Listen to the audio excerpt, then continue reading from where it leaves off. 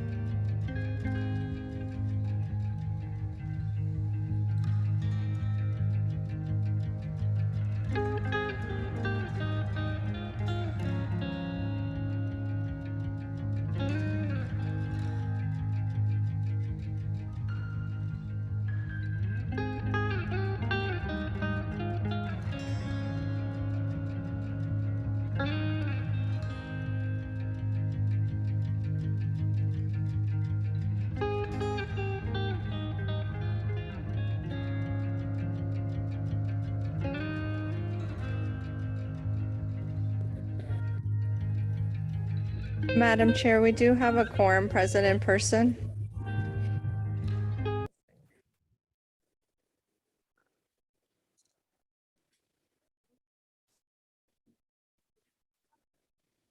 I don't know. Can you, I got it. I know that wasn't, I got it. Madam Chair, I'm sorry. We do have a quorum present in person when you're ready to get started. Let's put it on. So let's call to order the February 3rd Bicycle Trailways Pedestrian Advisory Committee meeting. The Palm Beach TPA is conducting this meeting both in person and virtually using the Zoom webinar platform. Instructions to join the virtual meeting as well as contact information for assistance are provided in the published meeting agenda. Staff, please call the roll to establish quorum. So at this time, I'm only asking those BTPAC members attending in person to respond by saying here when I call your name. And then alternates, if you can please state your name if you're here on behalf of a representative. And as a reminder, the button on the base and the red light indicates that it's on. And if you can please pull the microphones closer so that we can get you. If you have a mask on, it's easier to hear you. So Tracy Phelps, Here. Bruce Rosenzweig, Here. Craig Pinder. Ted Goodenough, it will be absent. Joanna Peluso, Here. Joanne Scaria, Here. Fadi Nassar, Here. J.C. Berry, David Willock, Here. Jean Matthews, Here. Yash Nagal, Here. Michael Owens, Christian here. Santa Gonzalez, John Roach, Here. Larry Wallace, Brian Rusher, Here. Stephanie Thoburn. Here. We have a quorum in person, Madam Chair. Great, thank you. Did you all there hear me? any- I don't know. I'm sorry. Yes, Michael, yes, I'm sorry. Your Okay. attendance won't count until just in a second. Oh, okay. Are there any modifications to the agenda? Yes, Madam Chair, and Michael is on virtually. He did ask permission to participate remotely. The school district is still experiencing staff shortages, so is in person. He's not able to come in person as he's required to be in his office at this time. Are there any objections from the committee to allow Mr. Owens to participate remotely? No objections. So seeing none of these, Michael, you're approved to participate remotely. Please Thank note you. their attendance. Are there any changes to the minutes on the next item for December 2nd? That was the last time we were here last year. If not, can I have a motion to adopt the minutes? Motion to adopt the minutes is presented. Okay, I have a Second. motion by Brian. Do you have a Second. second? Second.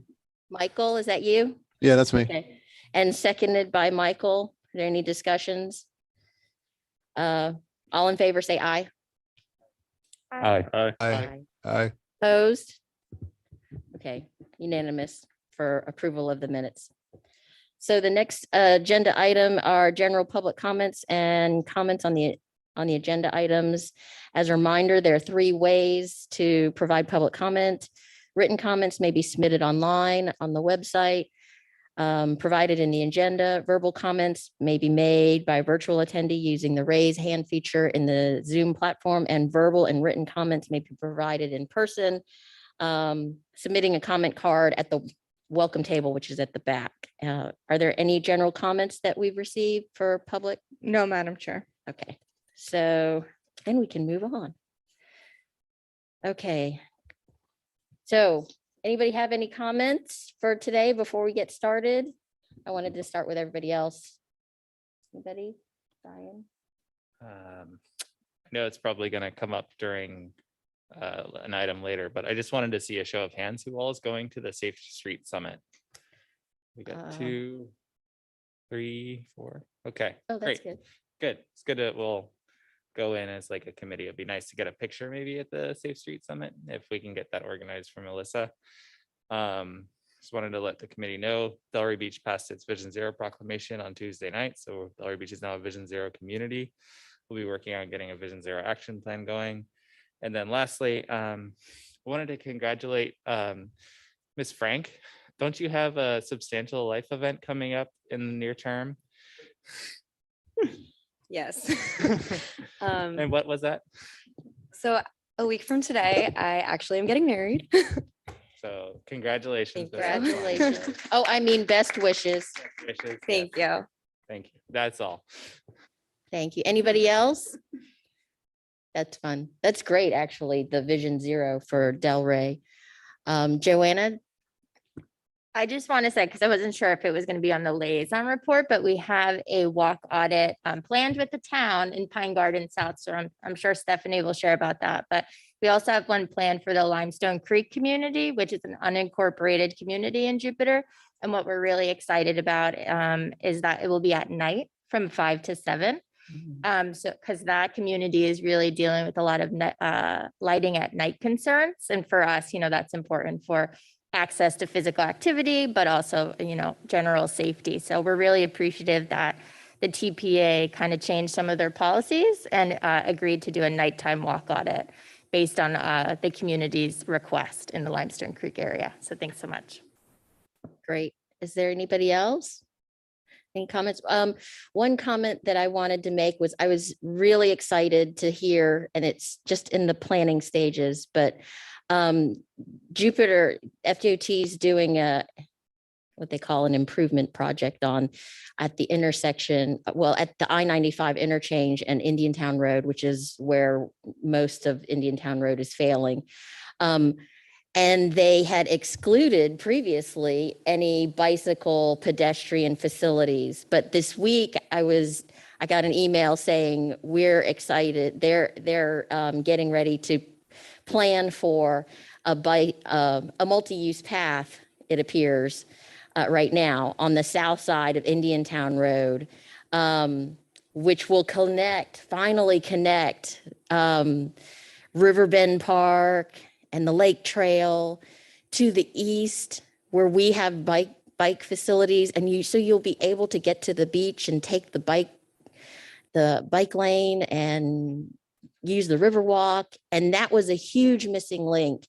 Now they're only doing it on one side, which is okay. We'll take it for now. But I just wanted to, say that, if we all work together and we're all diligent, we'll get those things that we need. This is a huge link that is missing. So for us, I just wanted to thank FDOT. Okay, and then the next item is the liaison report. So Alyssa's going to share that with us. Morning, everyone. It's great to see so many faces in person. Thanks for coming. And if you're not in person, thanks for joining us online. I'm going to run through the liaison report quickly. First up is FHWA is seeking agencies to participate in a safe system pilot project. This pilot project could be a review of an existing or proposed project, policies, or procedures with a safe systems lens. The deadline for this application is February 11th, so next Friday. More information is available at the link provided in the liaison report. The next TPA governing board meeting will be held on February 17th at 9 a.m., both in person and virtually. To review the agenda packet and meeting details, please visit our website. We also have it going to be live, both on YouTube and on our website, and that link is available as well. This was already touched on, but the Safe Street Summit is coming up soon. It is going to be in a couple of weeks in Miami. It's going to be February 17th and 18th. The 17th is going to be a day of mobile workshops. The 18th is going to be the main conference day.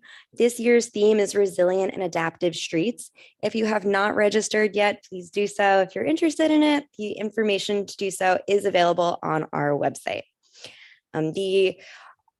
As everyone knows, we do administer 3 competitive grant programs here at the TPA. The application deadline for this year is February 18th, so 2 weeks from tomorrow. This is for funding for projects located within Palm Beach County, and information is available online. If you guys have any questions, please reach out to me or Connor Campobasso or Jason Price from my office. The LCB, or Local Coordinating Board, is in need of a couple members, specifically representative for children at risk. The LCB is our board that focuses on the disadvantaged population, specifically older adults, persons with disabilities, persons of low income, and children at risk. If you are interested in this or know someone who might be, please contact me or visit our website and we will be more than happy to assist. On that note, actually, the LCB is also going to be hosting their annual public workshop on February 23rd at 3:30 p.m. This is immediately following our quarterly meeting. This is a great opportunity to learn about Palm Tran Connection service and provide input about how to improve the service for the users. More information is available on our website. And again, if you have any questions about that, feel free to reach out to me. We are also going to be hosting a webinar with our political advocacy experts, Holland and Knight, on March 1st from 2 to 3 p.m. to learn about the transportation impacts of the infrastructure law, how it is being implemented, and how to apply for funding. Information, including the registration link, is available on our website. And that link is also provided in the liaison report. The U.S. Department of Transportation announced about $1.5 billion in the 2022 grant cycle for the Rebuilding American Infrastructure with Sustainability and Equity, or RAISE discretionary grant program. Applications are due April 14th, 2022. More information is available on their website, and that link is also provided in the liaison report. The National League of Cities launched its first Safety First Challenge to build a coalition of 100 plus cities and towns who want to join the safety movement by taking steps in their communities. More information is available at the link provided in the liaison report, but this would be a great opportunity for some of our local agencies to explore. We have still not received completed media release forms from all of the BTPAC committee members. This form is going to assist the TPA in creating photo and video highlights of work and accomplishments of our board and committees outside of scheduled meetings. This form can be downloaded on our website, and if you have not yet completed this, please do so and send it over to Amanda Williams from our office. And then lastly, we have still not received all committee member responses to our TPA committee census update. This collects members' race, sex, and age. The data is actually going to help us in tracking committee diversity in accordance with state statute. If you have not yet taken this survey, please do so. The link is also available in the liaison report. That is it for me. Okay, were there any questions or comments for Alyssa on her report? Jean? Will you reach out to people who haven't? I don't remember whether I did the forms or not. It's been a long time. So we generally reach out directly to the ones that we're still missing. And then if you do have forms on in front of you in the dais, it means we're missing it from you all. Okay. All right, great. Quick question. What does LCB mean? So LCB is short for Local Coordinating Board. The full name of this committee is the Transportation Disadvantaged Local Coordinating Board. Thank you. I do recall you saying that now. Anybody else? Any other questions or comments for her report? Okay, so then the next item, our first item on the first action item on the agenda is the amendment number three to the TPA's fiscal year 2022 through 2026 Transportation Improvement Program, and Jason Price, the TPA TIP Coordinator, is going to present this item to us. Thank you, Jason. Just need to get the clicker for the.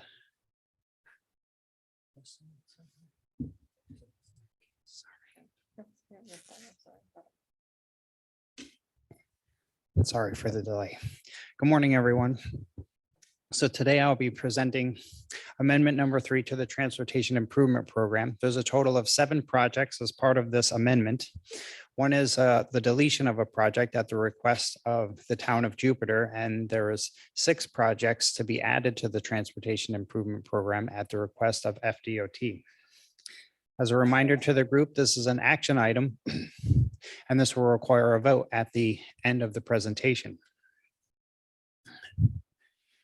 And why an amendment is needed is there's certain cases that require an amendment to change the transportation improvement program. And in this particular case, it's when projects are either added or deleted to the transportation improvement program. And that's what's happening here today.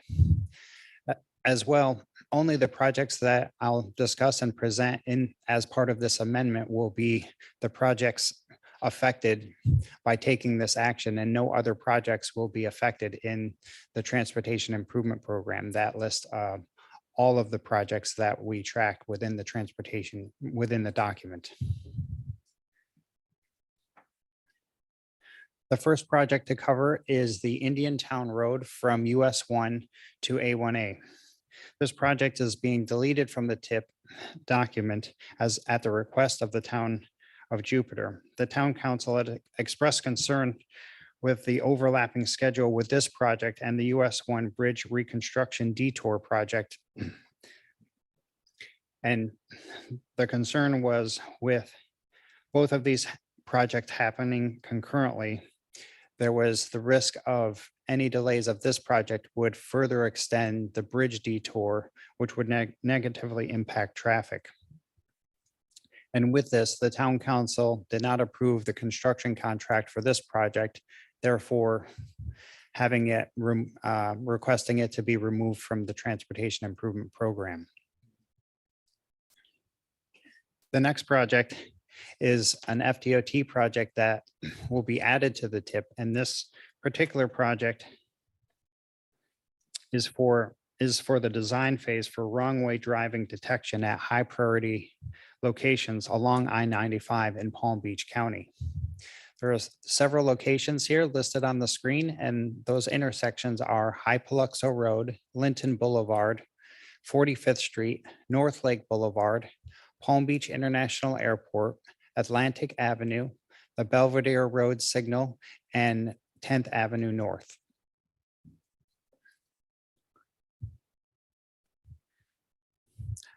Now, the last set of 5 projects are a collection of transit projects for funding for 2 private nonprofit organizations providing transportation services to either seniors or people with disabilities. The funding for these particular transit projects are from the Coronavirus Response and Relief Supplemental Appropriations Act, as well as the American Rescue Plan Act. The 5 projects listed here provide capital assistance to purchase transit vehicles or equipment for the May Volan Senior Center, as well as operating funds for both the May Volan Senior Center and Mactown. So that's all of the projects that are included in this TIP amendment, and I can take any questions as part of the discussion. Does anybody have any? Oh, I see Bruce over here. Bruce? Yeah, could you expand on what the wrong way detection system is and why it's needed? Yes, from what I've learned from FDOT, they look at all of the intersections for the SIS network or on I-95, and at a statewide level, they identify all the high priority locations and then send them to the district for District 4. And then they go through the prioritization process of selecting these specific locations to address wrong way the potential for wrong way driving, of entering the highway the wrong way. And so this wrong way detection is to prevent that. And this is just the design funding for it. So there will be future funding for construction in years to come. But you may be asking, like, how does it work? Okay. I could only estimate of what it is from my previous experience of what it is. And typically when there is a on and off approach to an interstate, they're closely together. And so sometimes you could choose to turn into the oncoming traffic instead of the approach to the interstate. And so I believe that could be what I've understood it to be in the past, is when there's 2 approaches close together, one getting off the highway and one coming on the highway, you could be making a left turn in going the wrong way. And so this wrong way detection is an advanced warning detection of you're on the wrong approach getting on the interstate. But just that is my estimation of what this is. I have to look into exactly what it is, but that's what I've seen in the past in terms of of preventing that danger.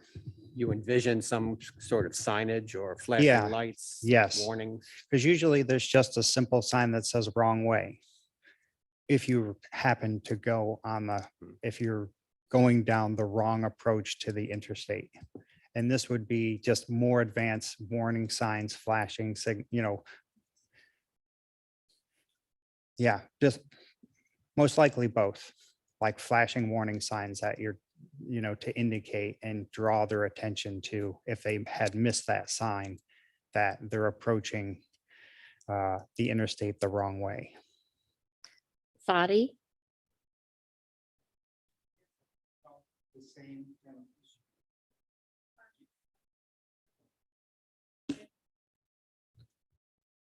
Do you know if it's gonna be some type of in pavement light? I know there's some light that will look one color in one direction, the other color, the other direction, or maybe some detection that will flash you a message. I would have to get the details of exactly what it is. I've kind of estimated what it looks like, but this is just from my own personal experience of knowing what this is in other places, but I have to get the details from FDOT of what does it actually look like and what does it entail? Because it could be video detection of seeing somebody going the wrong way, but it could be in pavement like a loop detector as well. Another question on Indian Town. The TIP is for 5 years. And I'm just wondering why wasn't the project kind of, maybe the construction year changed within this 5 years versus just being canceled? Yes, I think because the bridge detour and the bridge detour is a multi-year project, the delay of the Indian Town Road project would take several years to delay, not just a single year. And the difficulty is finding a replacement to fill the gap for this particular project in the current year with another project in 2 or 3 years out that would be the equivalent amount of funds to easily replace one project with another project of the same amount of funds. And because this is fiscal year 22 funds, I don't think it's likely to find a project that is ready for construction several years out that could easily absorb these funds. And I'm sure they had these discussions to figure out how to preserve the project because it is a local initiatives priority project that we would like to see constructed, but it was at the request of the town of Jupiter to cancel the project. And so what I've learned from the other presentations with the technical advisory committee from their staff that was present was they'll come back and reapply for this project. So we'll see this project again, probably after the detour is completed, or they may find another source of funding to implement this project because they recognize it as an important facility to implement on their network, but it's just the concern was the overlapping. And So if you, Fadi, that section of Indian Town Road is part of the detour. The town the FDOT is already starting the reconstruction. And that is a major route, US 1, and then people like to take the scenic route, A1A or US 1. And it would have literally been so disruptive for us. And we're doing bicycle pedestrian enhancements, but we do have existing bike lane, not bike lanes, but sidewalks. So people can still get around. And the project for the reconstruction, they're gonna, from what I understand in talking with the contractor, the US one bridge is in such disrepair, they're going to try to take it down one side and then the other. But if they, in the process, are taking down one side, they may have to take the whole thing down because it's in such bad shape with the vibrations and everything going on. So they're doing all these changes to alternate A1A to handle all that traffic, which is going right by my house. And so, and it's going to take 4 years. Okay. So that's really, I mean, you said it very eloquently, but I'm telling you, it's going to rip the town, you know, unless people start taking the interstate. And same. Thank you. Before we take another question, my colleague Connor would like to address the wrong way driving Oh, great. detection. He has more information, so. Hi, good morning, everybody. Connor Campabasso with the Palm Beach TPA. So I just wanted to elaborate a little bit on the wrong way detection system. So typically the way they work, it's either camera, radar, or some kind of combination of those things that detects cars, you know, entering the ramp on the wrong way. They'll typically start off, if they detect a car going the wrong way, they'll have like a flashing sign. It's typically red. You've kind of seen them before, but they'll have a flashing marker on them. And then if the car goes beyond that, it'll notify law enforcement, and also the adaptive boards that you see along the highway will also link into those. So that's how they typically work. Again, we can follow up with DOT and get the full details about how these specific projects are being implemented, but that's just kind of the general rundown of those. Okay. Margie, are there any public? Oh, we have another one. I'm sorry, Tracy. You're on. Yes, I was wondering why I think I know the answer because I did hear the word cis. So you're saying this is only at intersections with arterials that are cis roads? For the wrong way detection. Yeah. Yes, it's only along I-95 at high priority locations, and those high priority locations were selected by the state DOT in central office. They kind of do a overall analysis of the whole, the entire interstate throughout all of the counties, and then they'll select the high priority locations and then Okay. send those to the district. So it's not in particularly just only cis roads. No, so when I say CIS, the strategic intermodal system, I'm just referring to I-95, not necessarily Okay, the referencing other I-95, not intersecting that. roads with the I-95. It's just interesting why it stops at Linton, because I know a couple of years ago, we had a driver under the influence go the wrong way on Palmetto Park Road and kill 4 people.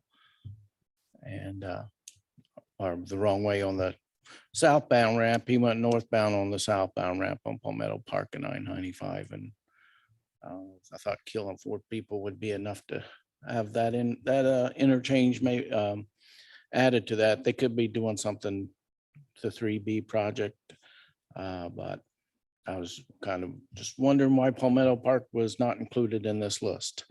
I know that's not something you probably can answer, but I just wanted to make it. I will make a public. note of that and follow up with DOT to ask them about that particular roadway, Palmetto Park. Okay. Is our FDOT person here on the committee? Let's see. No. Oh, you're FDOT? Okay, good. Maybe you can help.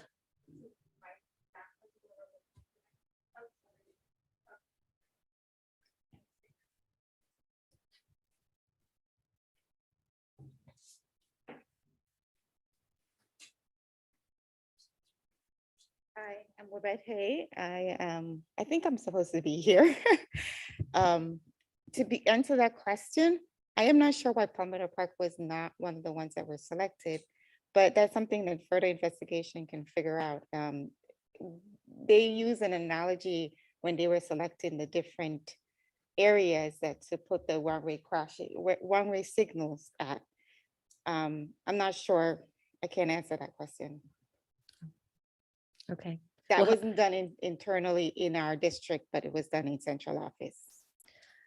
hopefully you can find the answer and get back with us. It'd be good to know, like, what are the criteria in order to determine Yes. how I'll double check these. with them and find out what the criteria are, and then I'll send it back to you. Okay, great. Thanks. No problem. I'm sure DOT's aware of it because even though the guy who went the wrong way was over 2 times the legal limit of, he's suing the city, he's suing DOT, and probably suing the county too, since it's a county road. So Hmm. it's not his fault, it's everybody else's fault. So I'm sure DOT's involved in the litigation going forward. Gotcha. Okay, so are there any more comments before we take public comment? No? Margie, are there any public comments on this item? No, Madam Chair. Okay, so then we need a motion to recommend adoption of the amendment number 3 to the TPA's fiscal year 2022 through 2026 tip, and then, oh, we've already discussed it. Got a motion? This is Brian. Motion to recommend adoption of amendment number 3 to TPA's fiscal year 22 to 26 tip. Do we have a second? Second. Body seconds. All in favor, say aye. Aye. Aye. Opposed? Okay, Madam Secretary, we can move on. That was unanimous. Okay, so the next item is the 2022 safety targets, and Andrew, TPA Deputy Director of Program Development, will present this item. And I just wanted to say good morning, Valerie, and congratulations. Nice to see you back since I saw you come in. Thank you. It's all right. Thanks. All right, Andrew, it's all you. Great, thank you. Good morning, everyone. I'm here to present on the 2022 safety performance measures targets. I'm going to go in through both our roadway targets that we're required to set federally, and then also the Palm Tran safety performance targets for 2022. So what are we required to measure? We're required to measure a lot of federal required performance measures and set targets for those that we then provide to the state and they provide to the federal government. You see the list on your screen: safety, bridge and pavement condition, other types of assets out there. The two that we're required to do annually is 1, safety, and there's 5 measures for that. And then there's transit safety from Palm Tran, so our transit providers. The other ones are updated every other year or every 4 years. We keep the data updated on our website, on our dashboard, but this is the time annually when we come to you all in February when we adopt our safety targets with all other updates as well for our performance measures, both federally and locally. So the first ones are our roadway safety targets. And we're required to measure 5 and set targets for those. Fatalities, the rate of fatalities per 100 million vehicle miles traveled, serious injuries, the rate of those, and then the combined total of non-motorized fatalities and serious injuries, so pedestrian bicycles. Just historically, how we set targets. Previously, we've adopted targets of 0 fatalities and serious injuries on our road network starting in 2018, and then we renewed that every year all the way to 2021. Why we chose that, we have adopted the Vision Zero principle here at the TPA. FHWA at the national level has also recognized that 0 fatalities on our roadways, nation's roadways, is the only acceptable goal. And FDOT has also moved towards that goal. So they have set their targets at 0 for 2018 all the way through 2021. We readopted our Vision Zero action plan with an update in 2021, this past year, and we're providing progress on that implementation of those actions annually during our strategic plan update, and that occurs in July. So I'm going to go through a series of slides that just show the graphs of how we're trending for roadway fatalities and serious injuries here in Palm Beach County, going from 2012 to 2021. I do want to make note that the 2021 data is preliminary, so these aren't official FDOT numbers. We have FDOT numbers that they provide to us for all the previous years that they do for the whole state. But for 2021, I pull those from Signal 4 Analytics, so you can see how we're doing in 2021. That data doesn't become finalized until later into this year. But as you see, there's a consistent climb for total fatalities in Palm Beach County year over year. And then you can see the 5-year moving average of those with that line graph. So going from in 2019, 174, and then increase in 2020, and then potentially also in 2021. And here's that same graph for total serious injuries. We do see a reduction in total serious injury crashes in these past few years. Hopefully that 2021 number doesn't climb too much higher than what it currently is at 886, but I imagine it'll probably end up around the 2020 number as well. But what we are seeing here is over the past few years, a decrease in total serious injuries, which is good to hear. And lastly, the total pedestrian and bicycle fatalities, serious injuries combined. We see a little bit slight of a decline in these past few years, which is good for those totals. But I did want to caveat on that is that when you look at the data based from fatalities and serious injuries, most of this is due to a decrease in total serious injuries on pedestrian bicycles. But the fatalities have actually risen a little bit year over year. So going into our recommendations for 2022 targets.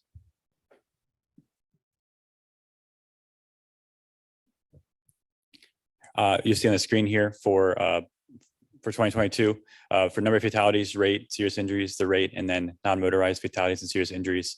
You can see the 2020 actual number there, and then our 2021 actual for what we have data for, and then our recommendation to set standard of vision 0 as the only acceptable target for 2022 again.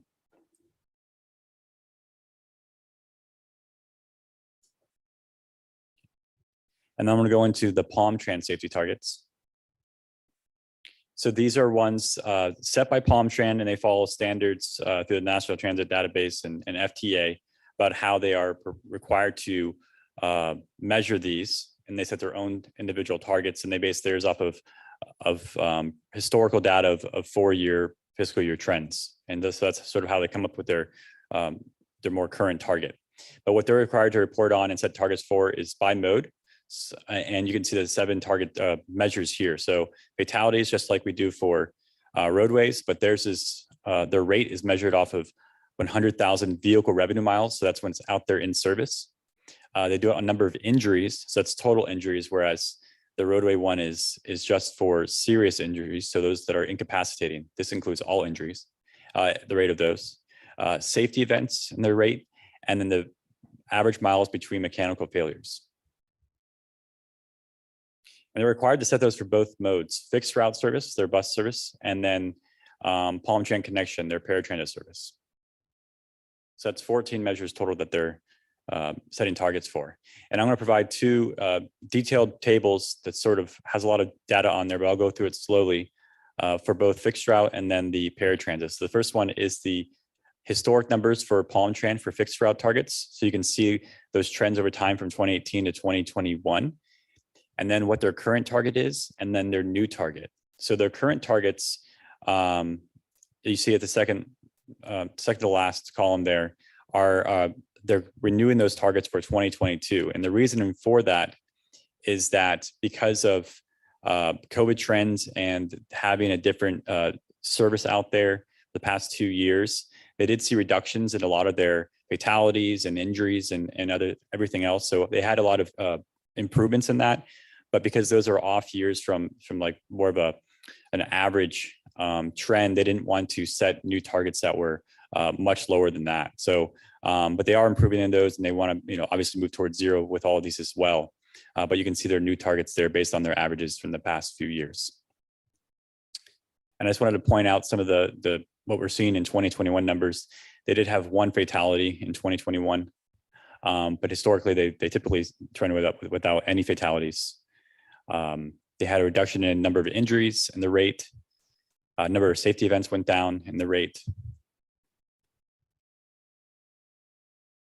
And then that was for fixed route. This is for paratransit service and their targets. It's the same setup for the table. A lot of reductions again in 2021 for continuing no fatalities. The rate stays the same with no fatalities, and then injuries going down, the rate, and also safety events as well. And again, you can see they're renewing their targets from 2021 to 2022. So keeping the same targets. Okay, that's all I have for you on those, and I'd be happy to answer any questions. Before we go to questions, are there any public comments on this, Margie? No, Madam Chair. Okay, so John, Just a couple questions with regards to the data, because I think it differed from what you had sent us in advance. If you go to slide 9, which was the targets. Slide 9. This one? Yeah, this one is the same. You have 223 as being the actual non-motorized fatalities. But if you go to your chart on slide 8, the previous one, it looks like this was changed to 198. Oh, I'm sorry. Yes, it should be 198. I apologize. What was the change between what was sent to us? An error in my table. Okay. And so it should be 198. Okay. And then I also noticed on the Palm Tran targets that you added the less than or greater than, which I thought was a wise decision. You know, I think it came up in previous committee meetings as well as, you know, just setting a number of 63, for example. Is it good to be less than that or better, you know, higher than that or what have you? So it was nice to have that added in there. I think that was appropriate. So. Fadi?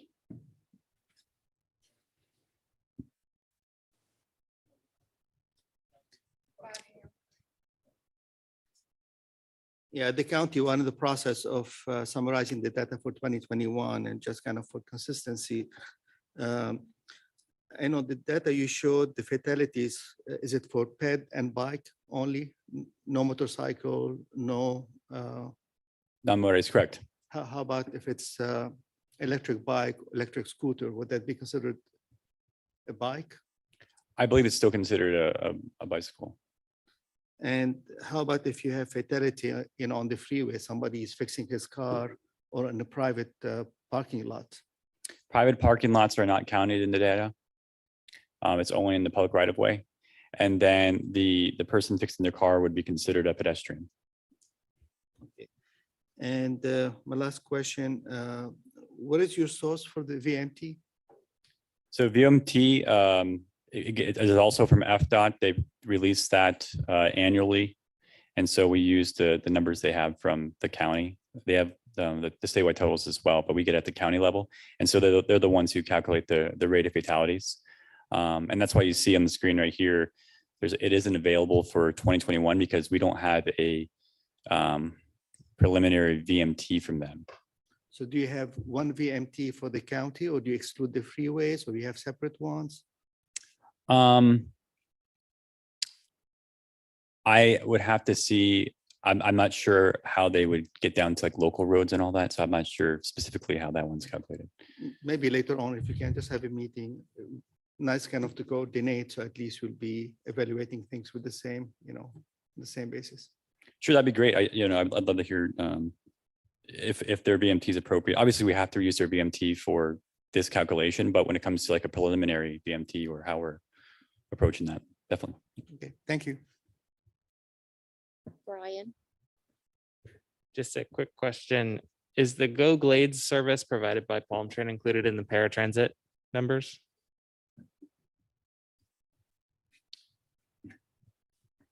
Maybe Yash. might Yash, have- do you know? It should not be included in that, but I'll let Christian answer that.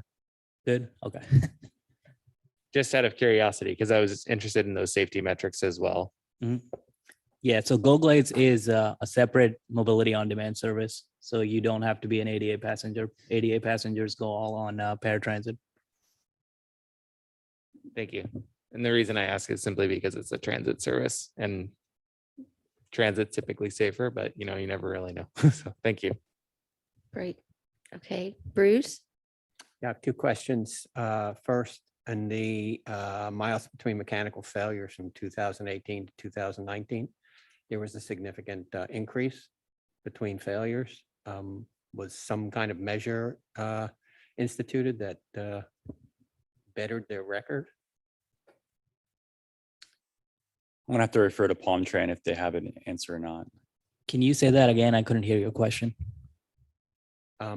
Between 2018 and 2019, there was a significant increase in the miles between mechanical failures. I think it was 5,000 something up to 12,000 something. I was wondering if there was some kind of measure that was instituted that increased the, that caused that difference.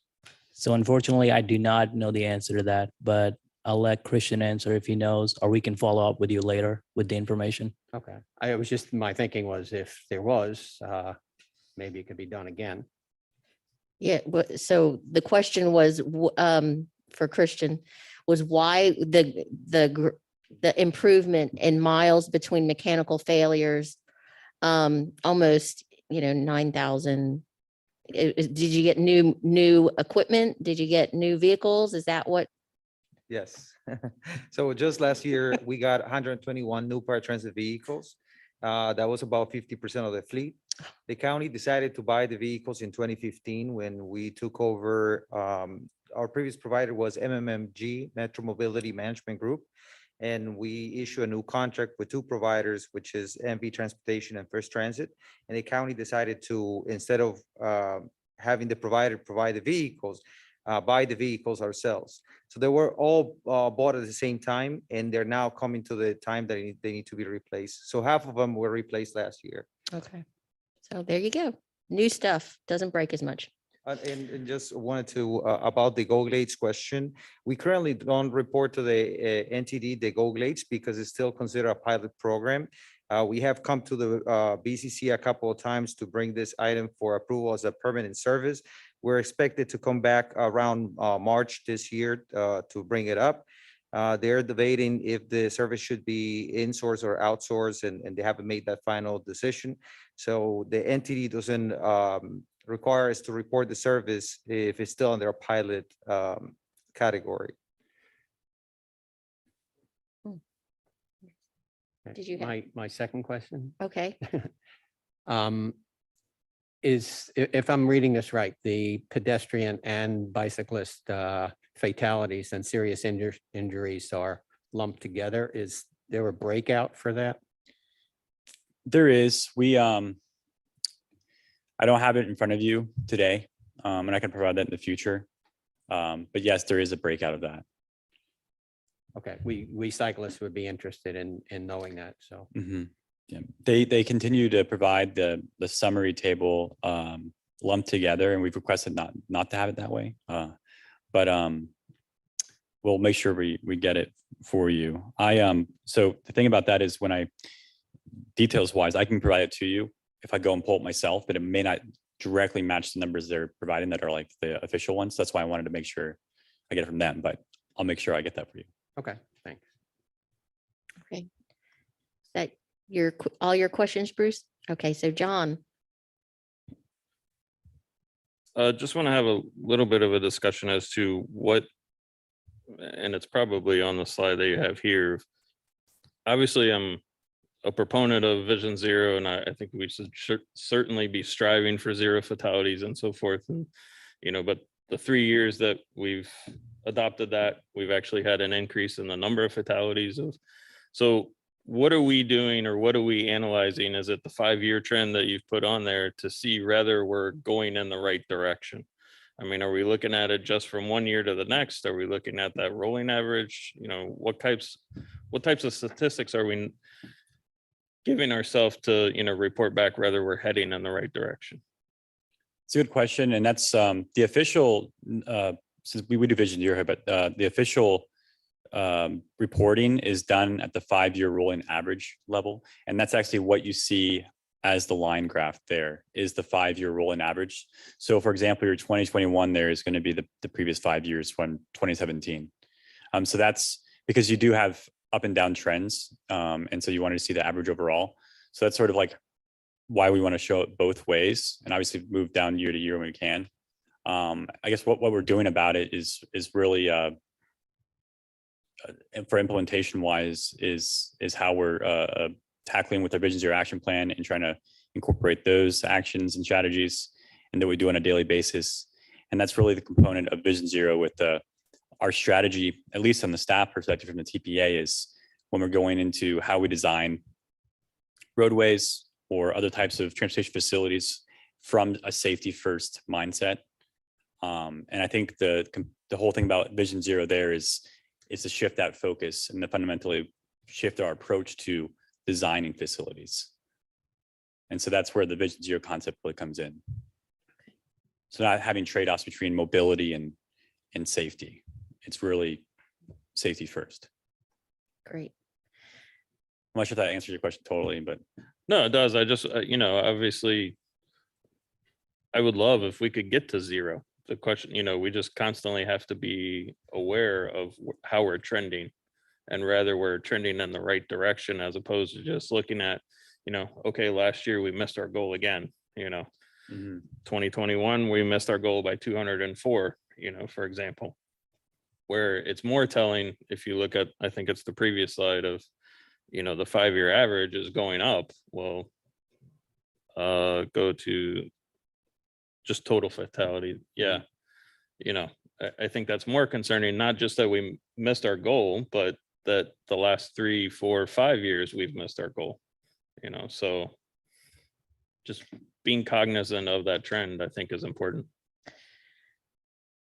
Wibbet, is that Wibbet Hay? Wibbet, welcome. You want to pull up your mic? It's all right. Is it supposed There to- you go. Yep. Oh, perfect. So we at DOT has implemented the process of Target Zero. And with that, we have been doing a lot of different aspects in regards to trying to reduce the numbers of fatalities on the roadway accidents. And we actually have a pilot program that we're about to embark on. It's not in Palm Beach, but if Palm Beach is welcoming to the thought, we can add it to you with Palm Beach also. But we will be embarking on this process of putting some educational material on the buses, because a lot of times when we find that people get off of the bus, they walk right in front of the car, and that's how a lot of times fatality happens. So we're going to provide some educational material on the bus and behind the bus and on the wrap of the bus. So if Palm Beach is inclined, we can also roll it out here also. It's a great idea. Is there anybody else I want to ask a question? Andrew, I think this kind of following up on your discussion of us trending up, John. What is the cause? I mean, I think the numbers are very helpful, but what is the cause of those numbers trending up? Why is it happening? Is there correlation between the amount of traffic on our roads? How do those things compare to previous years? So, having the numbers I think are good, but having some analysis of why it's happening, it doesn't have to be, as far as for the advisory boards, having that information, is it because there's a lot of people driving instead of taking transit? Do we need to increase multimodal options? What is it that we can, guess on based on the data that we have? And then generally, because I think this data is good, but how are we using it? And are we using it appropriately so that we can get to Vision Zero? And start pushing that agenda of, okay, we want to be Vision Zero, but we had 204 fatalities. And you hear of, the serious injuries that I just heard of from Joanna today, that someone we know was hit on a bike. And then you're like, well, wait, what happened? Why did that happen? We have facilities on that road. And, so getting at some of that meat of the effects, the cause and the effects, I think would make our job as this safety committee more valuable if we had a little help for that. So, and that sounds great, Wabette, on trying to do this pilot project. More education is what I think a lot of people need. And I also think it starts early on with like school children as well. So having programs in the schools. Was there anybody else? Oh, John? Well, just on that note, one correlation that I'd be intrigued for you guys to look at is serious injuries went down, but fatalities went up. So the question is the number of accidents the same, but now more of those accidents are more fatal? Or is it that the number of accidents were increased? So just that relationship between, someone being injured versus someone, dying as a result of the accident. What's that relationship there and in relation to the numbers of total incidents, I guess? Yeah, and just on that, because we're having a discussion, and I think from my standpoint, sitting on this board, I would like the tools and the data to then go back and say, hey, here's what's happening in our region, and here's why, and we need to do something about this, and then talk to our neighbors, our neighboring municipalities, so we can have continuous paths or whatever it is that we need. But if we can have those tools, I think it would, each of us could be stronger in our own place, and then together we can work it out, and which is I think what we all are here for. Anybody else? Bruce? I think a factor in working into these statistics that hasn't been mentioned yet is the total population over which within which these accidents, quote unquote, are occurring. If the increase in population is greater than the percentage increase in the injuries and fatalities, actually the percentage of these injuries and fatalities over the population may possibly be going down. So there may be some indication, some information in that statistic that suggests that what has been done in the cause of making our roads and walkways safer may actually be working, and perhaps should be ramped up. But then again, maybe not. But I think that's a factor that's missing in consideration here. So Right. perhaps that may have been considered in the larger study that's not presented here, but I think it should be. That's a very good point. And we've had that, other committees brought that up about having that framework up front about sort of the background on population. We do track the VMT, so we have rates, which is another indicator of how we can see that.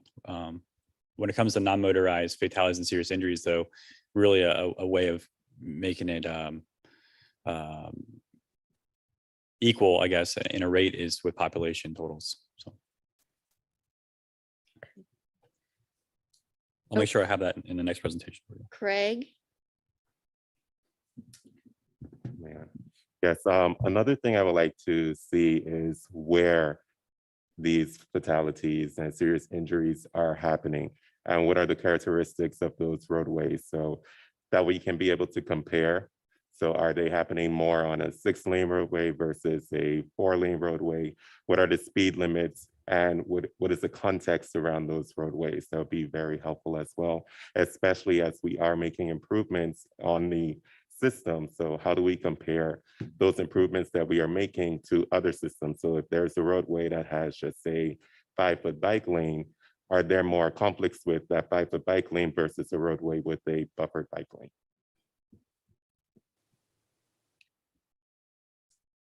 Oh, Tracy?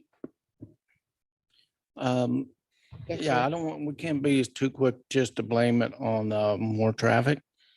I brought up one of the DOT's permanent count stations on one I-95. I think it was between Delray and Boynton. And that in 2013 and 2014 were fatalities. And even though the count station's on I-95, usually these numbers correspond with the sides, with arterials, also the percentages of traffic. In 2013, 2014, you had 180,000 vehicles per day on I-95 at that location. And we had 100 in 130s fatalities.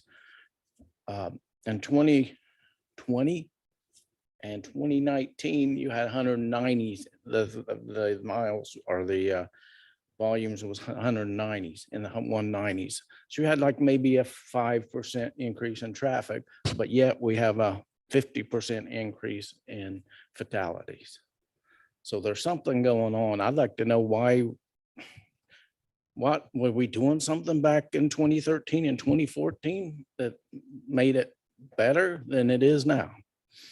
I mean, there's something going on other than more vehicles on the road. Is it because more out-of-state people are driving and they don't know how to drive in Florida, whereas us people who's lived there 30 years, we know everybody's crazy on the roads? And so we kind of know how traffic is. I mean, we just can't say more vehicles, more people. There's something else going on here because the numbers don't match up as far as volumes versus the amount of fatalities. Now, but that's something I would like to have some of. That's some, like he said, I like his answer. You know, locations. I would like to. There's some other reasons. We just can't be general and blame it on more traffic or more volume on the roads. JC, sorry. I was just wondering what serious injuries was defined as. Sure, those are all incapacitating injuries. So I think it's ones where you can't, like, you aren't able to leave like on your own accord, right? So I think you'd have to have like transport to the hospital or give others. Yeah, so incapacitating. Because I know there are a lot of incidents that occur that people don't even report. So, and there's another trend too. People are going off the road to be safe because I know a lot of people that have been impacted by cars, but they just are abandoning A1A and taking to the trails and going on gravel roads instead. Gravel biking is really popular now. So thank you. Fadi.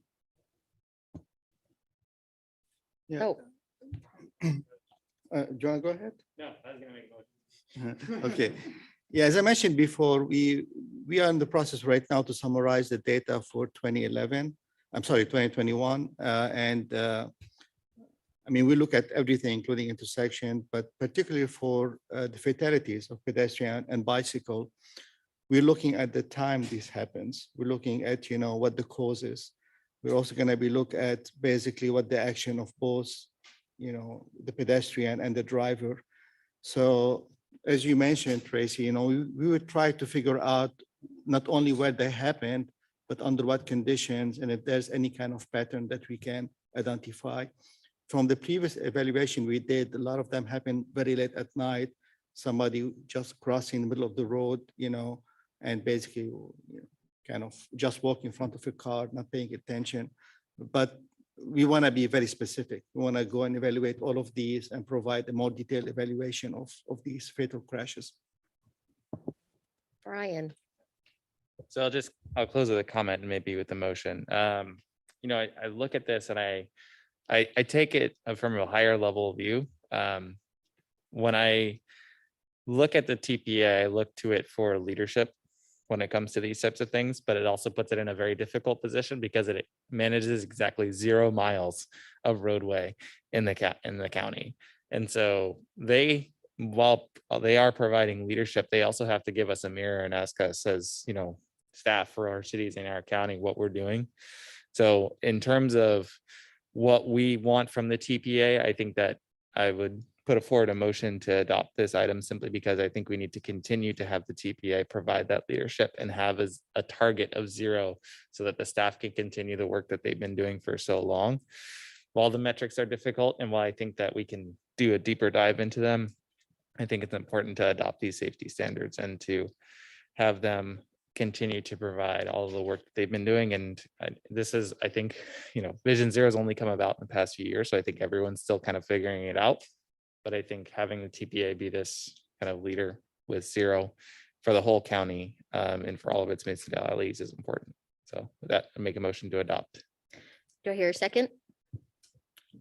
I'll second the motion. I just want one clarification that the resolution's being changed to update the performance measures for Palm Tran to reflect the greater than, less than, all of that you reflected in your slide. Yes. Yep. Okay. Okay. I'll second the motion. So I have Brian making the motion, John second. All those in favor say aye. Aye. All those against? Okay, so the motion passes unanimously. And we can move on to our potential new name.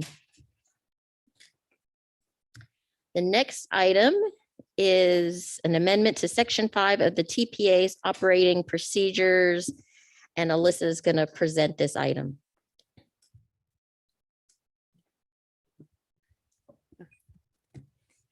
So a lot of you might remember this was brought to you guys back in October. It has been quite some time. But what we had discussed, well, we'll dive into it a little bit. So this is to modify the TPA committees to support TPA initiatives. This was something that, let's go to the next slide. This was something that was a direct request by the governing board. There had previously been discussion to, in line with our goals and objectives as an agency, create a Vision Zero action or advisory committee.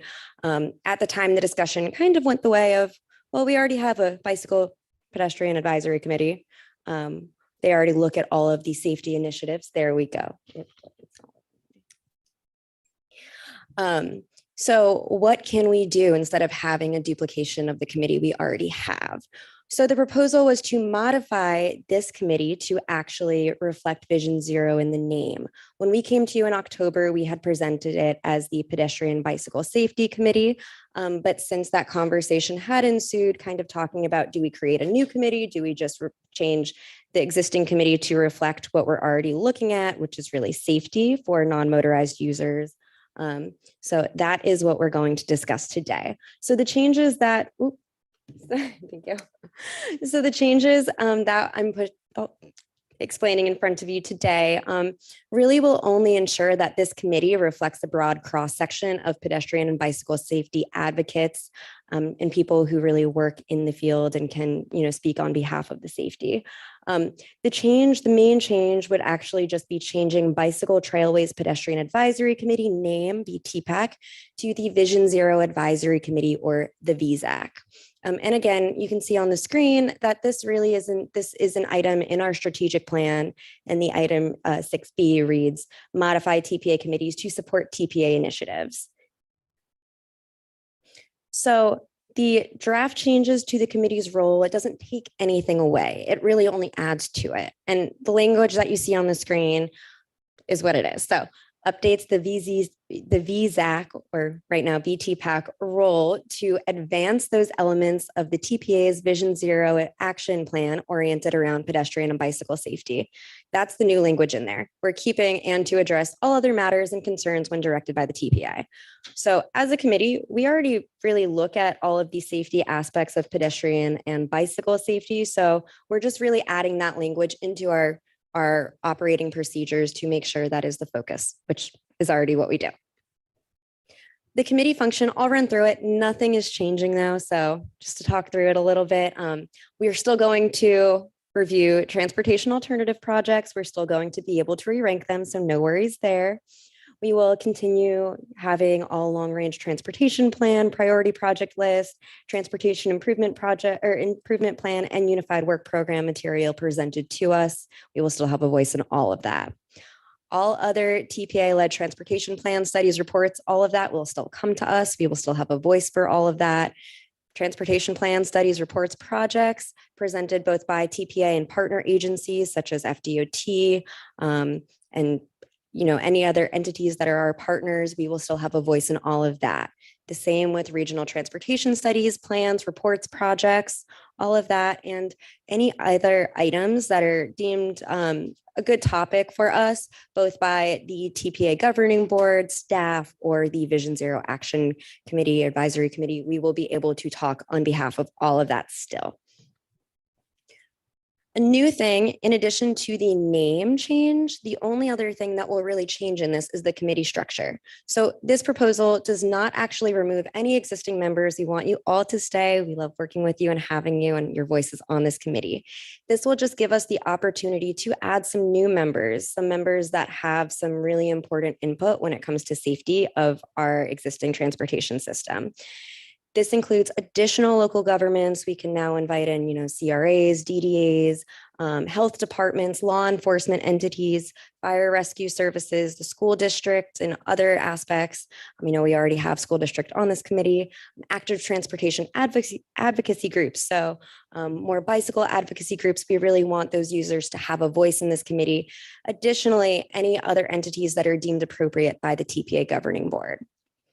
So overall, the two major changes to this are the changes to the name. So again, really directing us to focus on what we're already doing, but again, with that safety lens, and then adding additional members onto the committee that would help us really further what we do and provide additional insight.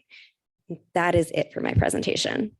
Okay, thanks, Alyssa. Do we have any public comment on this, Margie?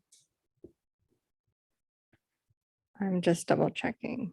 Okay. No, Madam Chair. Okay, Fadi. I'm all for additional emphasis on safety and any more members that are, expert in safety. My only concern is that renaming it as Vision Zero almost sound like this is the main function of the committee.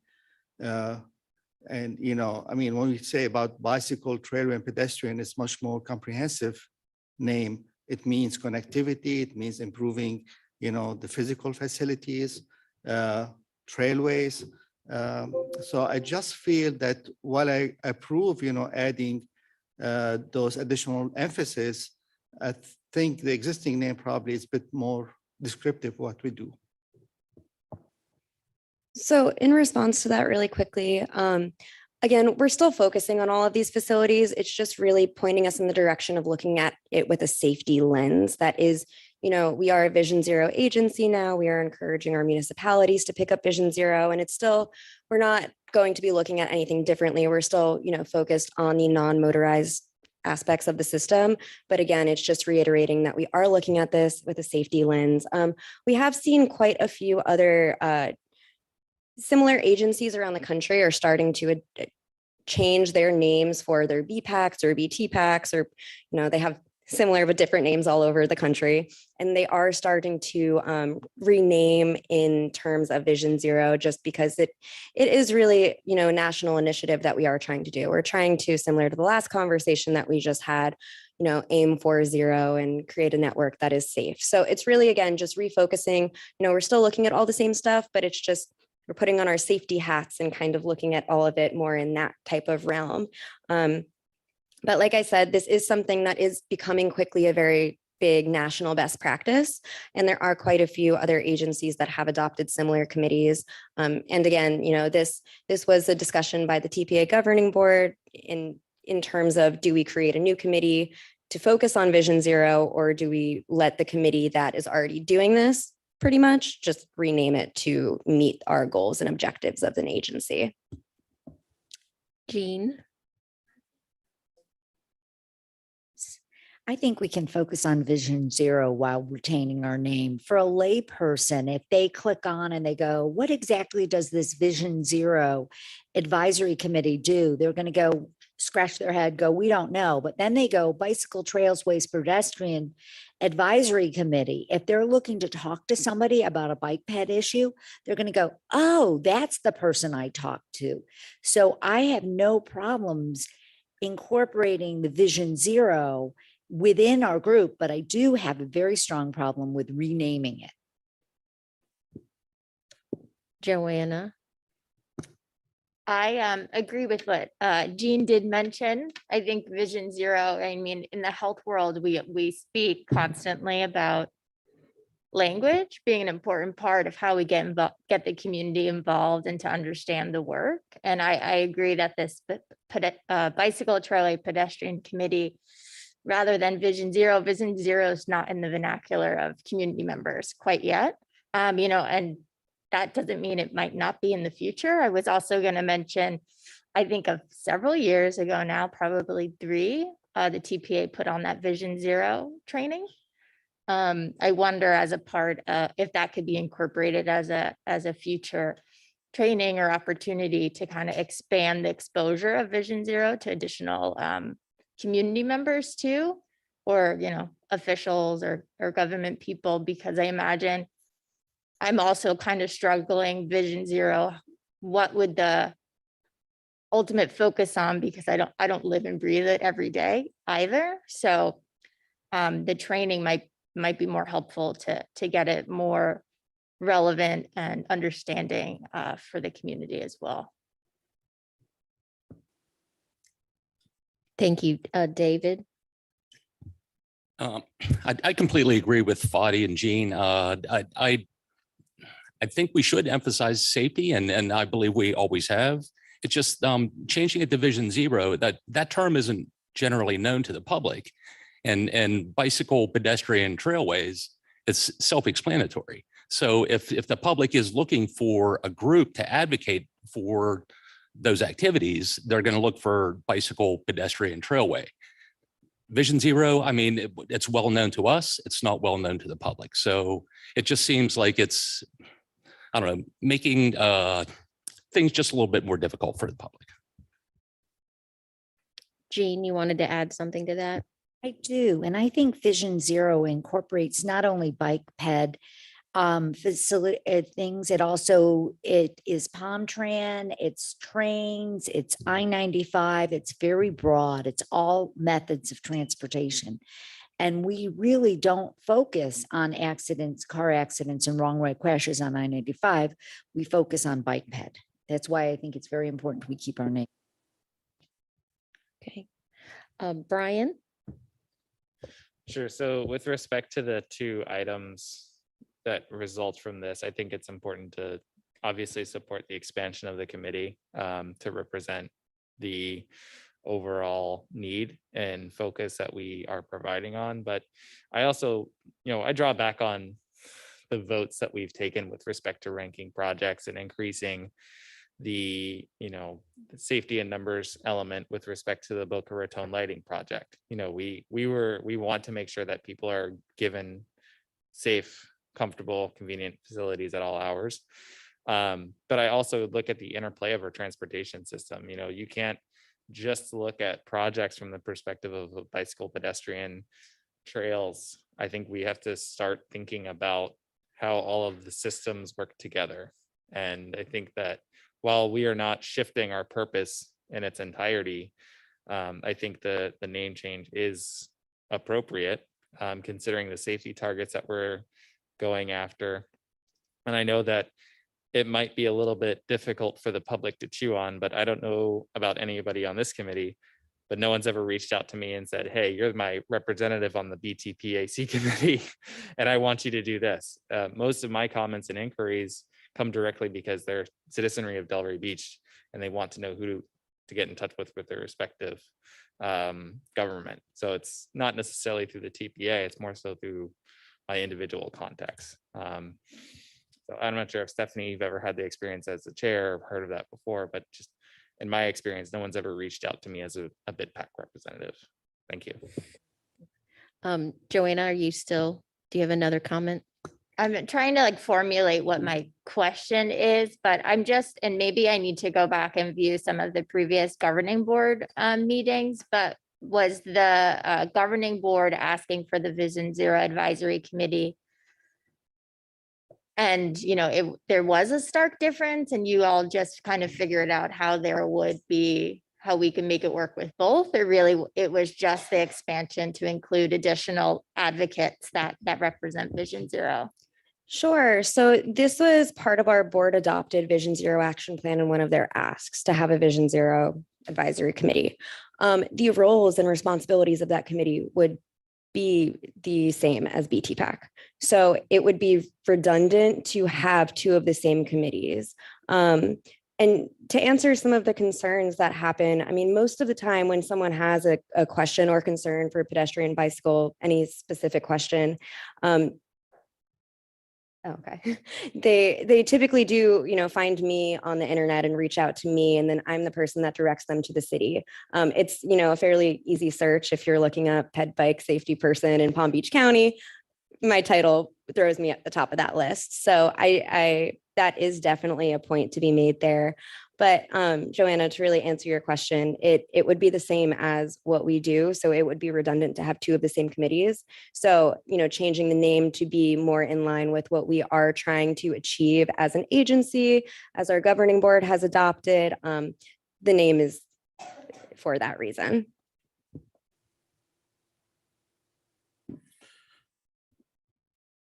Just one thing I'm curious about is, I mean, we've all, based upon the previous item and so forth, I mean, Vision Zero is the goal. I mean, right? So that's what we're striving to. And I mean, the pedestrian bicycle fatalities goal that we just previously approved is only one of the measures. There's 4 other ones that, you know, we've strived for 0 on.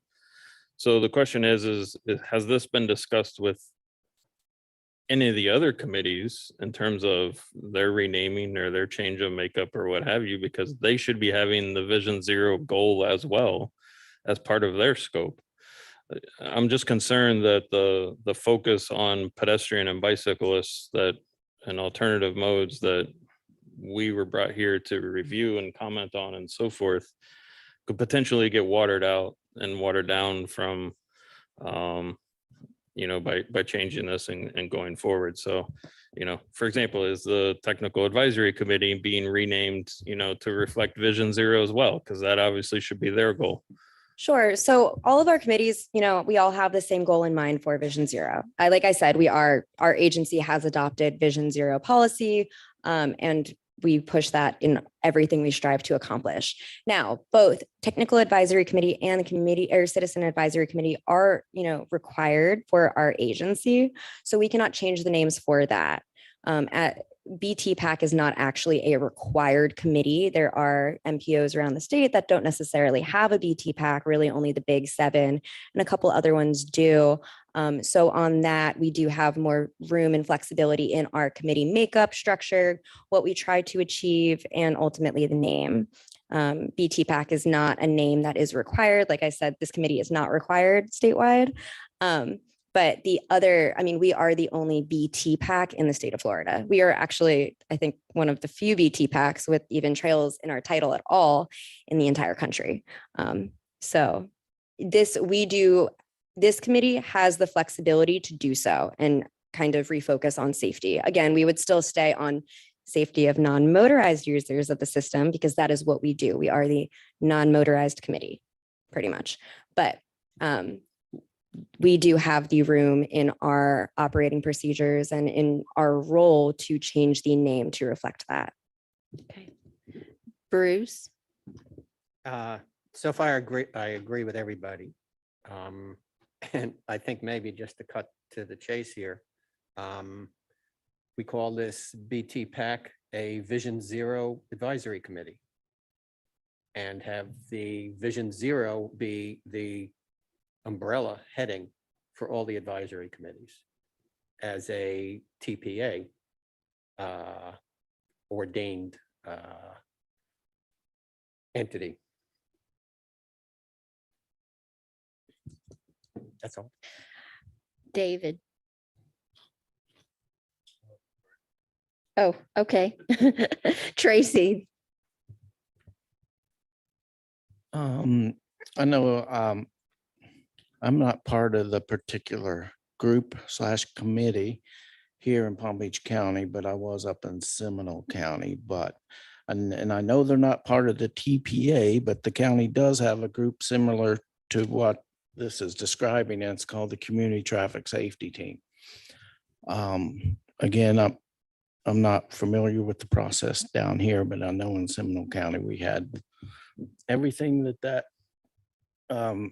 slide said: police, fire, community activists, health department, that community traffic safety team, whose main focus and goal was safety, had all those type of members. So the county probably actually has a committee very similar to what you're asking this committee, what the name change would ask this committee to do. How you incorporate it into, you would incorporate them into this committee, I am not sure, but there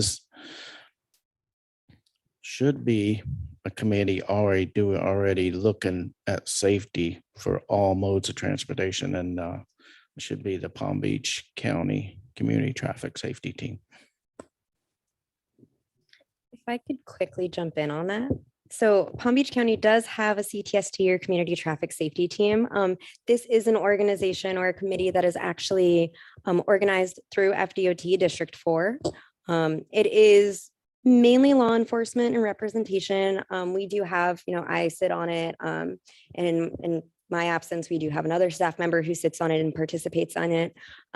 It is mainly a group for the people at agencies like ours to really have this communication with the law enforcement officers, and we do communicate with them a lot, but they don't focus so much on this. They focus more so on outreach for specific initiatives like drinking and driving, alert today, alive tomorrow, all of that. So they really try to push out an emphasis on that instead. So more so campaigns that are going on.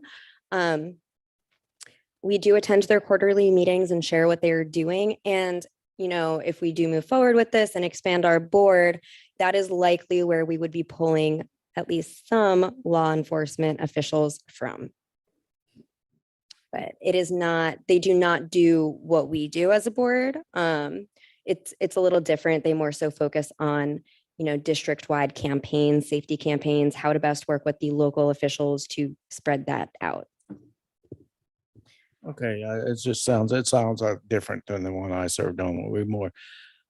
We did that, and we did technical aspects and tried to come up with solutions to some problems they had all around the Seminole County. So, and we did the drunken driving things, mock DUIs and all that stuff up there. So, but I just thought we already have it. We have a committee like that, and it'd probably be easier on everybody. And because I agree with everybody else that have said this is bicycle trail race pedestrians. And there's a whole, vehicle traffic is not our main emphasis. So, and that's a big part of Vision Zero. So like everybody, I don't need to repeat what everybody else says, but I agreed with what they say. Okay, They said. great. Okay, Fadi, and then I'll go ahead. I liked what Bruce suggested. Maybe we can add it. I mean, it's going to be a longer name, but at least be more descriptive. That's Vision Zero. But at the same time, it's also bike, pedestrian, and trailway. I've heard everybody, and I originally expressed concerns with Alyssa when we talked yesterday. I think part of it is because of one, we've been used to the name bicycle pedestrian, and it's very descriptive. But on the other hand, when I listen to Brian, and it's like, well, what is my role? What is your role on this committee? And Brian's right. I don't use this committee is for is for me to bring back to my community and help spread the word and to share so that we can all learn from each other and hopefully make impact in our region. So that was the one thing that I do agree it's not descriptive enough, but it's not part of our vernacular yet. And I think that's the key, is that it's not part of our vernacular yet. So thinking in mind of what we're doing here, I think it actually elevates what we do by bringing in safety experts like the police, fire, those folks who are out on the streets doing this, and it brings a different perspective and an energy that I believe, need, because some of us, like me, I mean, I'm an advocate for bicycle pedestrian safety, but I'm also a mother, and my husband won't let me get on the road and ride my bike to work because he's right. I might get hit, like the lady who I just found out got hit on her bike. And we're in a very safe community. So what is it that we're doing here? So we're trying to elevate all of this, educate people. And I think the Vision Zero name could be changed a little bit. Maybe it's Vision Zero Safety Advisory Committee, because what we're doing isn't just bicycle and pedestrian. We make comments on intersection improvements, changes, how we get around. So we're not just bicycle pedestrian.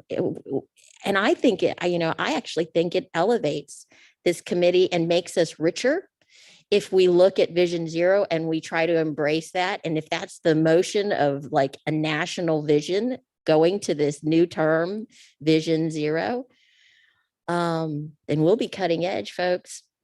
So that's my point. I think if we can just maybe add a little bit like Fadi and Bruce suggest, maybe it doesn't need to be, it gets so long when you say bicycle pedestrian, but I don't think we're limited to bicycle pedestrian because we're multimodal and we want a safe way to transport our bodies around. So, if we can maybe think about that, maybe it's a Vision Zero Safety Advisory Committee, or I like the safety.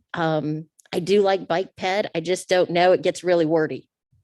And, but I think everybody has a really good points, but changes here. So I think we need to embrace it a little bit. Do we have a motion? Okay, Jean, I didn't know. I like the name too, Vision Zero Bicycle Trailway Pedestrian Advisory Committee, and I would support that. However, could we shorten it just slightly by taking out Trailways and change it to Vision Zero Bicycle Pedestrian Advisory Committee? And that way we meet the goals of what the TPA wants with the Vision Zero, but we also let people know we are on a bike ped advisory committee. And I have had people come to me and say, hey, I see you're on a bike ped advisory committee, and ask me questions. So I've had many people reach out to me. But they wouldn't reach out if I was a Vision Zero, because they'd go, I don't know what that is. And so they might reach out to me and say, hey, what about the wrong way drivers on I-95? And I'd go, I don't know. I'd refer them to the TPA. So that would be my suggestion. Okay. Alyssa, what is your suggestion of how we should proceed here? So my suggestion is still in line with the staff suggestion that is before us, because Vision Zero does have a strong emphasis on pedestrian and bicycle safety. I personally think that the VZBPAC, sorry, I had to write it down. It's a very long acronym, and would get very confusing in conversation. And I do think, we do a fairly good job of specifying on our website, the breakdown of what all of the committees focuses on, what they encompass, all of the goals, objectives, everything. So this is my recommendation and preference. Now, ultimately, I cannot tell the committee how to vote. And I cannot make it's ultimately up to you all. But that is my suggestion, because again, Vision Zero, yes, the focus of it is to achieve 0 fatalities, 0 serious injuries, and that is the goal. There is a very, very heavy focus on that for pedestrian and bicycle safety. When I go to all of my Vision Zero Coalition meetings, because I do sit on the Vision Zero Coalition team for the state, we only talk about pedestrian and bicycle safety and the fatalities and serious injuries related to that. We don't talk about car crashes or transit crashes or incidents or anything like that. We have a very strict focus on pedestrian bicycle safety. So for that reason, I really do think, just having it as the VZAC or Vision Zero Advisory Committee should be sufficient. I do hear all of the concerns of everyone. I understand them, but this is ultimately what I would suggest. I do also understand, change is hard. We've dealt with change as this committee before, and it is challenging to kind of make these types of decisions. I understand that. I respect that. But this is a great opportunity for us to make this change. Now is a great time to do it. We would be, honestly, I really do think that other people in the state would probably try to start copying us and talk about us and, how innovative we are for starting this off and having the first Vision Zero Action or Advisory Committee in Florida. But Okay. Do we have a motion? Brian? So I was gonna put forward a motion just as a starting place to recommend. Brian, I'm sorry, can you move it closer for me? Sure. Thank you. Sorry. Motion to recommend approval of amendment to section 5 of the TPA's operating procedures as presented. Okay. Do we have a second for that? Michael Owens, I'll second it so we can move it, so we can discuss it. Okay, so should we have discussion? We should have discussion. Can I make an alternative motion? Or do we? You can make a substitute motion. I'd like to make a substitute motion to modify as recommended, with the exception that the new name will be Vision Zero Bicycle Pedestrian Advisory Committee. And I would second that motion if I can.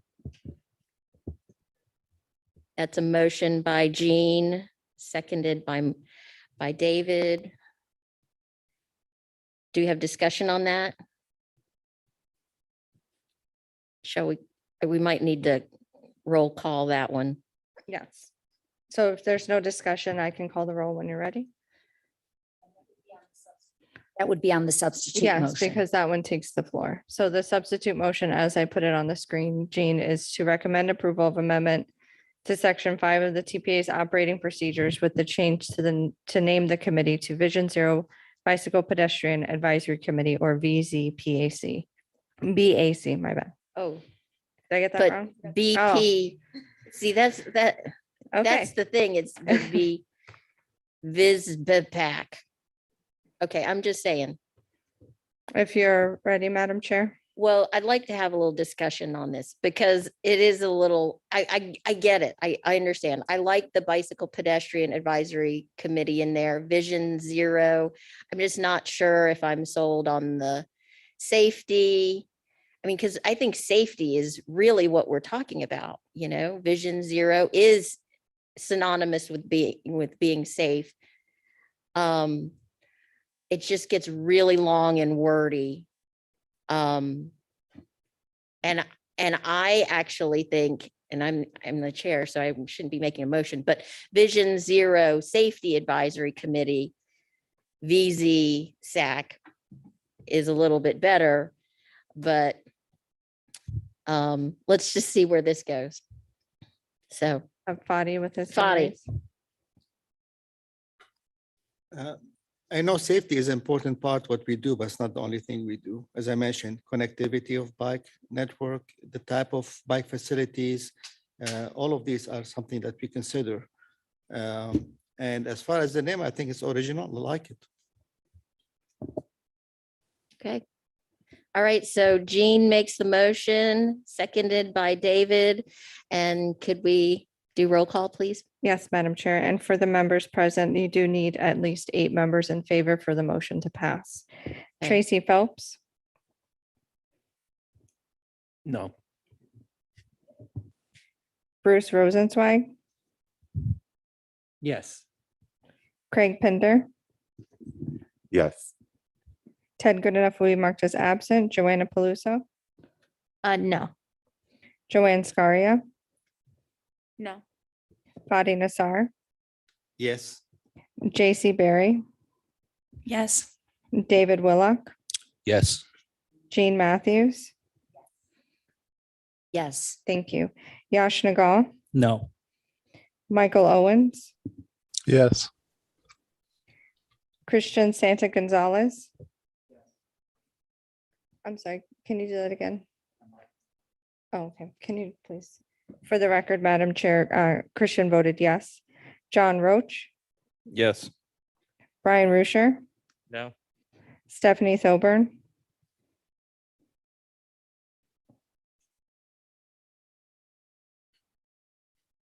I'm going to say no, since you guys won.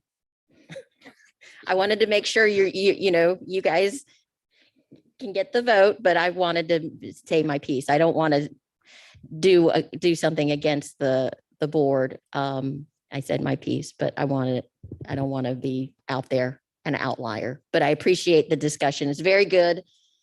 Very good discussion. Thank you, everyone. and for the record, Madam Chair, it does pass 9-6. Yes. Thank you. Okay, next item. We're still doing good. It's 10:40. We have information items. So Jason Price, TPA tip coordinator, is going to present this item.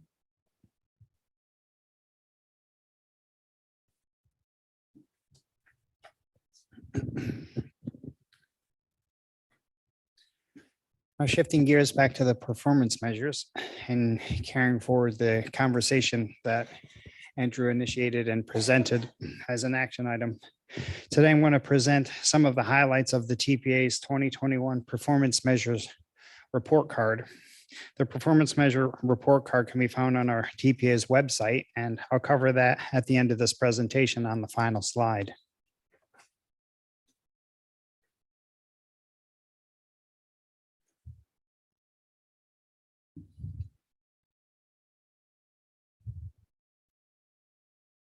So to begin, just ask the question of why do we have performance measures? We're a federally designated organization, and why, in light of that, we're required to report and adopt federal measures that are required for this as a federal agency, as a federally funded agency. In addition, FDOT and the state DOT also fall in line, and they also adopt and report performance measures in line with FHWA. As an agency, all of the performance measures that you see are adopted into our 2045 long-range transportation plan, and they also impact and reflect and are incorporated into our transportation improvement program, and that incorporates the vision, the TPA's vision of a safe, efficient, connected, multimodal transportation system. Now, the TPA's goals are how the scorecard and the performance measures are structured and organized on our website for preserved, safe, efficient, connected, and multimodal. So you'll see those terms reoccurring when you go to our performance measures dashboard and website. And with that, I'll give you some of the performance measure highlights that stand out. And the first one is probably the most significant one and was alluded to previously, and that's specifically for transit and the amount of transit vehicles that are exceeding useful life. As Palm Trans staff had mentioned, they rolled out over 100 buses over the course of last year, and so that significantly improved their fleet from 46.5% exceeding useful life to 9.2. And so, that's the impact of having over 100 new buses in your fleet, and they reached their target goal of under 10% by doing so. Now, the rest of the highlights are consequences of the coronavirus pandemic, and they had a significant impact on travel throughout Palm Beach County. And so some of those impacts were actually positive impacts for the environment, at least for daily fuel use per person and daily vehicle miles traveled per person. Those had improved because there was less travel on the roadway. And so, the environment benefits by not having as many vehicles on the roadway. And so you see some positive impacts.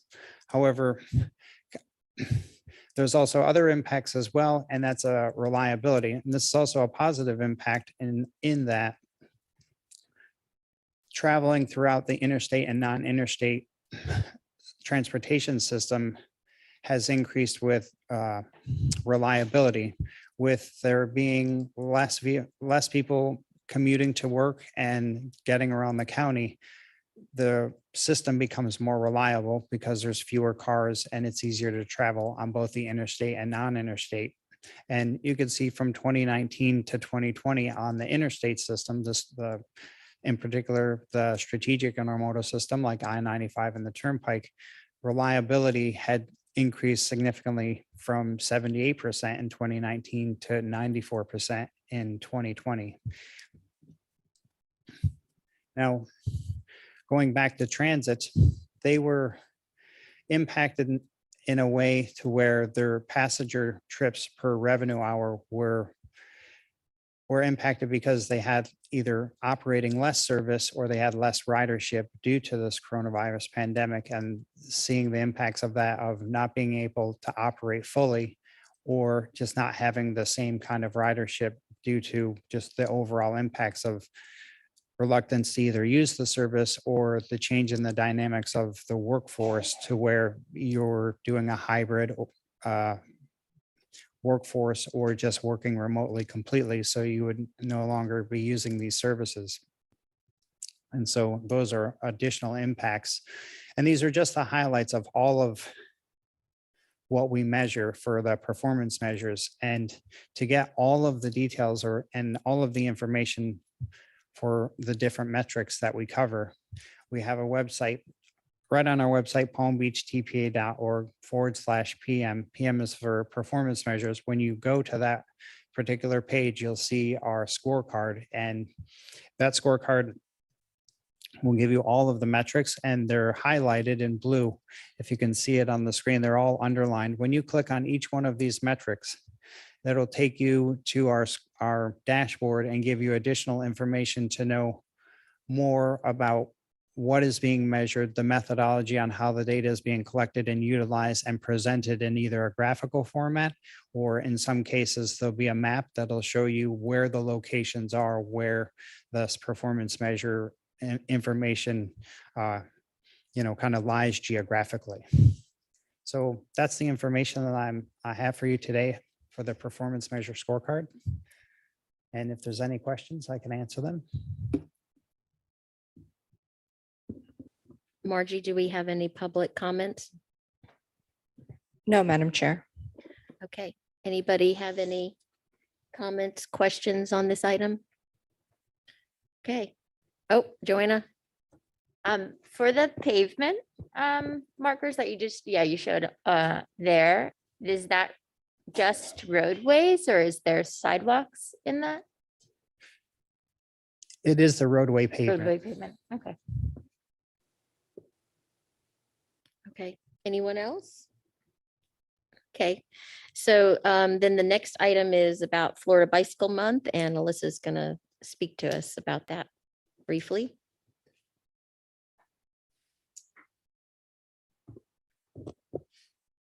Now, I promise to be short and hopefully get you guys out of here by 11.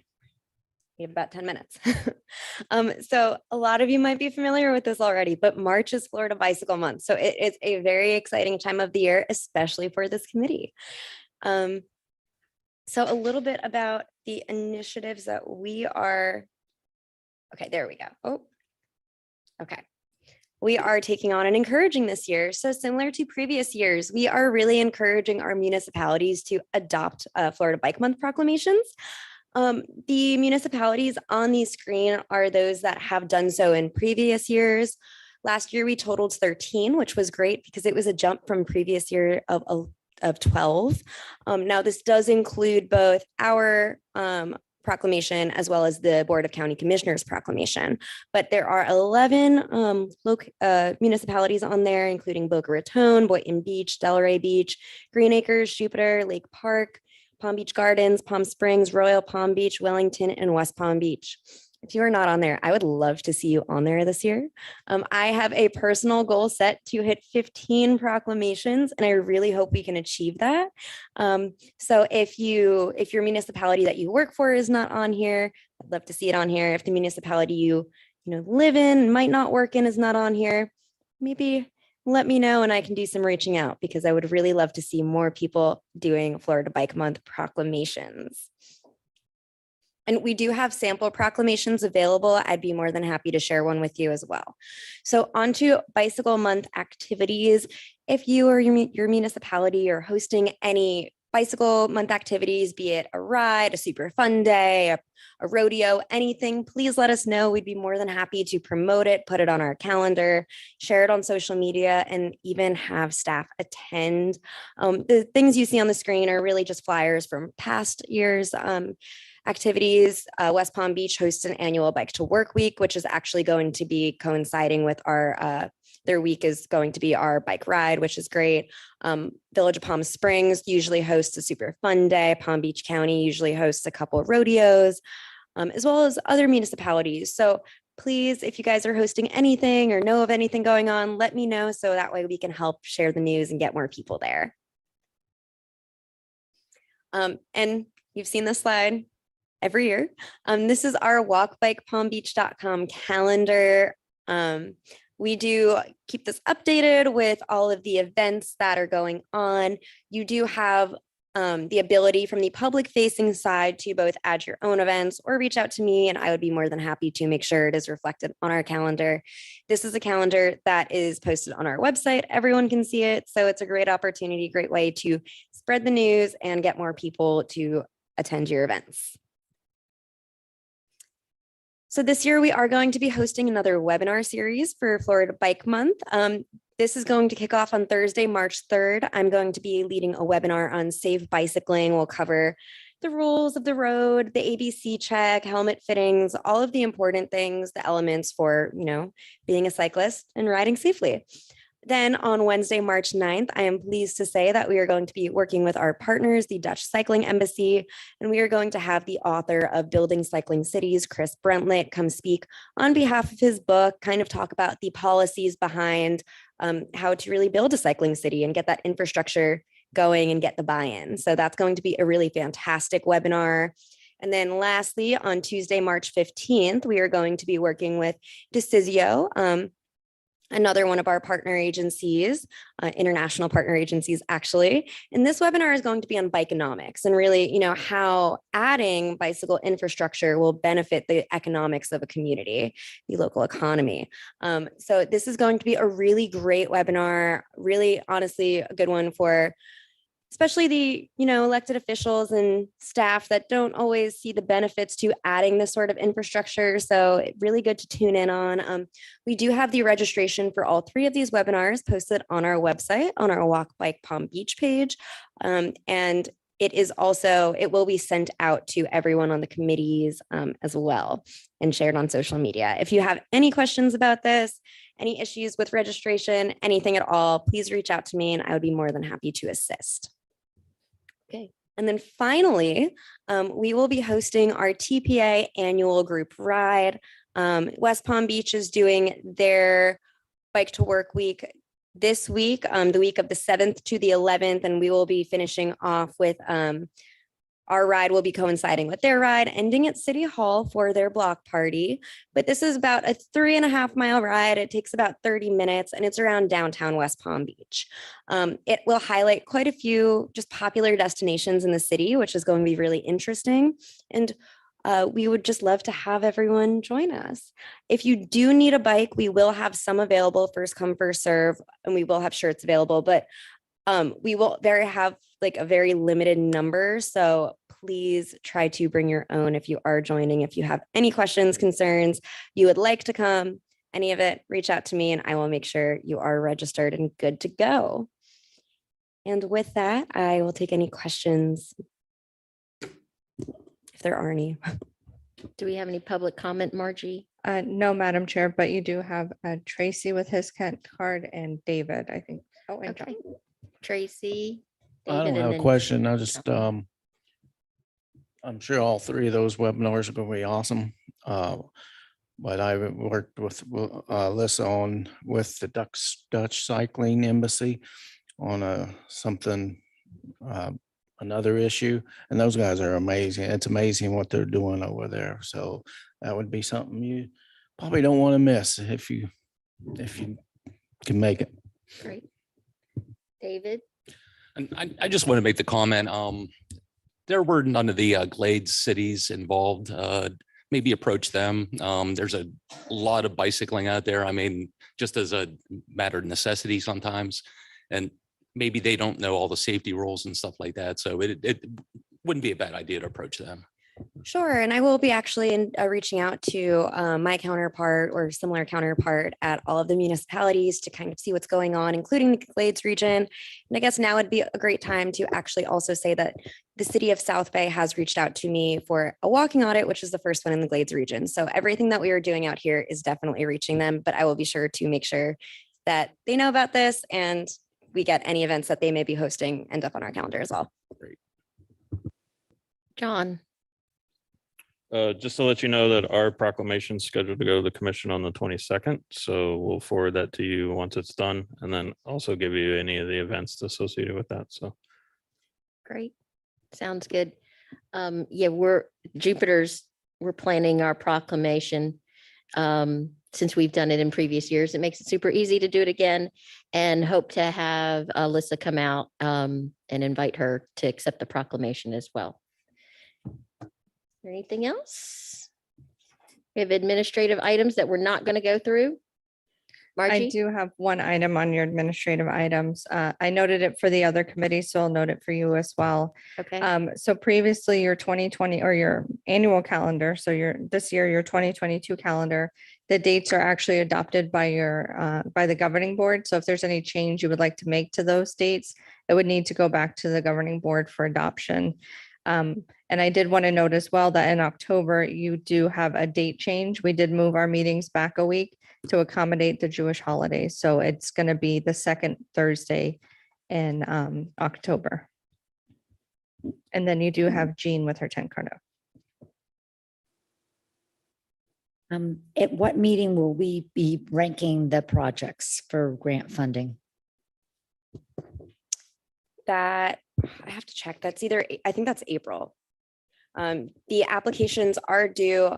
A lot of you have met with us for pre-application meetings, actually. The applications are due in 2 weeks, February 18th. We will be submitting them over to DOT on March 1st or by March 1st, in the whole vetting process. So expect April to be the BTPAC meeting. And I will Okay. share that all with you. And we have a lot of new members. It's fun. We give out like $3.2 million in grant funding. We get to rank the presentations. We hear a brief presentation from everybody applying for grants and then have kind of questions and answers and then discussion, but plan on being here longer. Like clear your schedule because you can't rank one. If you're in, you're all in or you're all out.